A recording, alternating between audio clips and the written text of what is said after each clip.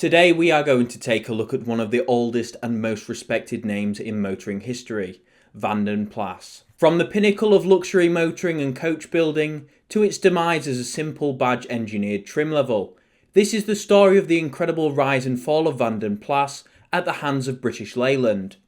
Hello everybody and welcome to this video. This video is on Vanden Plas, the legendary coach builder.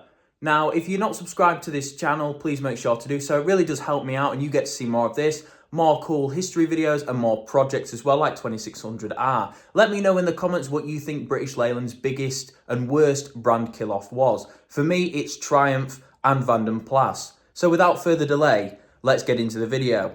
The origins of this legendary firm can be found in 1870 in Brussels, Belgium, producing horse-drawn carriages. This firm would later grow, and then in 1898 Carrosserie Vanden Plas was formed in Belgium by Guillaume Vanden Plas and his three sons, Antoine, Henry and Willie. The luxury coach building company expanded, working with firms such as Germain and Packard. The firm by 1900 was based in Paris, Brussels and Antwerp. With further expansion in 1908, the firm had 400 workers, producing 300 specialised bodies per year. Vanden Plas UK was then founded in England by Warwick Wright in 1913, building bodies licensed from the Belgian company, as a subsidiary of the now well-established coach builder. During the First World War, the UK branch was purchased and then incorporated as a separate entity in 1917 and was known as Vanden Plas Limited. After the First World War, Vanden Plas UK Limited was placed into receivership in 1922. From the ashes of the original Vanden Plas rose the one we all know today. The rights to the name were purchased by the Fox brothers, who created the English Vanden Plas, who would quickly expand. In 1923, the business would be moved from Hendon to Kingsbury. This would become the company's home to the very end.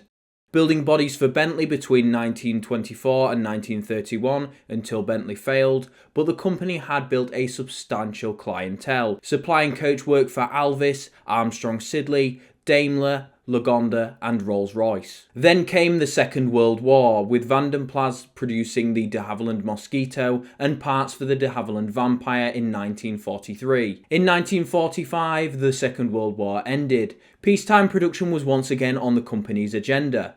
Customers, though, in a war-torn Europe were scarce, but then came Austin, who wanted to create a chauffeur-driven version of its A110 shear line. The company, with this successful collaboration, would become a subsidiary of Austin after being purchased in 1946. This gave birth to the first Princess, the Austin A120, the first in a long line of many. The company would go on to create some exceptional cars in the late 1940s and 50s, such as the Princess series, capping off the 50s with a true icon of British luxury motoring. The Vanden Plas Princess 3 Litre, unveiled at the Earl's Court Motor Show. Large overriders, distinctive hubcaps and of course that proud grille. The car was based on the Austin A99 Westminster, but with all the refinements listed above. The cars were taken from their Longbridge production line and sent to the Vanden Plas Kingsbury Works to be retrimmed and given the true VDP treatment. In 1960, now as part of the British Motor Corporation, Vanden Plas was launched as its own standalone brand, with the smash hit Princess being upgraded in 1961 to the Princess Mark II, with 7 estates being created. Even the late Queen Elizabeth II had one. A total of nearly 8,000 Princess Mark IIs were created, with a special one-off two-door saloon created for Lord Kenilworth, chairman of Armstrong Siddeley. In 1964, Vanden Plas had another hit, the Princess 1100, following the same formula as the successful Princess 3 Litre, but being based on the Austin Morris ADO16. Vanden Plas's destiny, though, was not just to stay with Austin. When BMC in 1966 joined forces with Jaguar Daimler, and Vanden Plas was selected to produce the new Daimler, beginning its association with another icon of British motoring. Meanwhile, a new Princess, the 2200, was being explored, but was then cancelled and stored in the Longbridge Tunnel complex. Later, this would be destroyed by the Longbridge Tunnel fire, the car is now lost forever. With Vanden Plas now producing the new Daimler, another incredible project will be set in motion, the DS420, replacing the Vanden Plas Princess and Daimler's own DR450. This model will be built at Kingsbury and later by Jaguar in Coventry until the early 1990s, which is a testament to how incredible this car is. While Vanden Plas was sowing the seeds of success, that same year the merger to merge all mergers merged to create the merger like no other, British Leyland.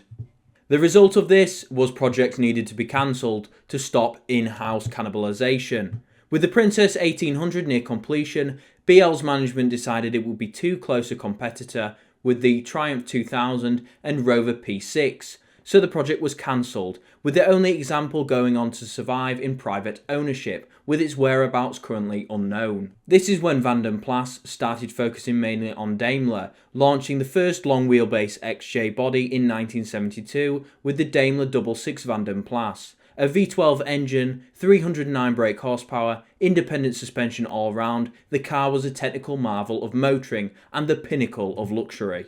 In contrast, British Leyland the next year launched a small family hatch born out of the Austin Morris division.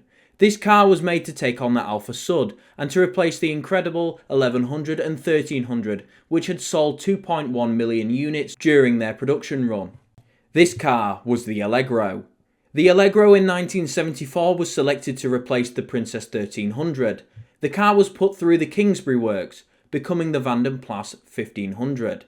With the Allegro's somewhat unjust and sadly ropey image at the time, a large, very awkward grille, and the usual refinements weren't going to cut it. The hydrogas suspension was supple, yes, matching with the luxury of the Wilton carpets and extra sound deadening, but in contrast with the room in the back, it was just abysmal. The 1500, however adorable, was a sad looking thing, and was a sign of things to come.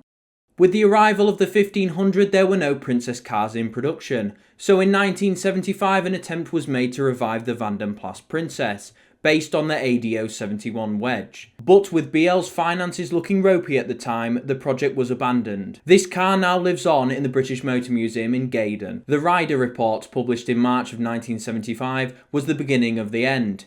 It was plain and simple. British Leyland Motor Corporation was on the brink of bankruptcy. The giant too big to fail was failing, and with it threatened to single-handedly destroy the British motor industry in one foul swoop, and set the UK's economy back decades. Therefore, it was plain and simple. Rationalisation was in order. It was time to ditch some divisions, factories and projects. As a result, Vanden Plas didn't get any new models, and in 1979 British Leyland pulled the plug, closing the iconic Kingsbury Works, moving the production of the Daimler DS420 to Coventry and the Allegro-based models to Abingdon. The incredible legacy of one of the greatest coach builders of all time was lost, with the last car, a Daimler DS420, rolling off the production line in November 1979. Vanden Plas, though, would go on in a different capacity.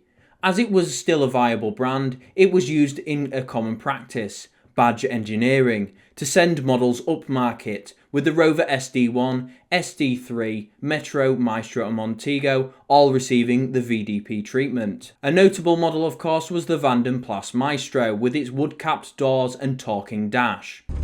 Warning, low oil pressure. Warning. Austin Rover went on in the late 80s to contract Coleman Milne to create a Vanden Plas version of the Rover 800 Sterling. In the 90s and early 2000s, Vanden Plas was mainly associated with upmarket North American Jaguars, until MG Rover in 2002 decided to contract S. McNeil & Son of Walsall to create a Rover 75 like no other, the Rover 75 Vanden Plas, with a 200mm wheelbase extension and interior refinements. This was not to last, and with the collapse of MG Rover in 2005, the final Vanden Plas badged car to be sold in the UK was gone, a sad end to an incredible coach builder. Vanden Plas went from coach builder to badge engineering, yes, but as sad as it may be, in some people's view, I view it a bit differently. Vanden Plas transcended its roots to become a true marque of luxury even in its final form, through its best years in the mid-20th century to its trouble years towards the end of the Kingsbury Works in the 70s and its final act which ended in 2005, Vanden Plas helped create the template for luxury as we know it today.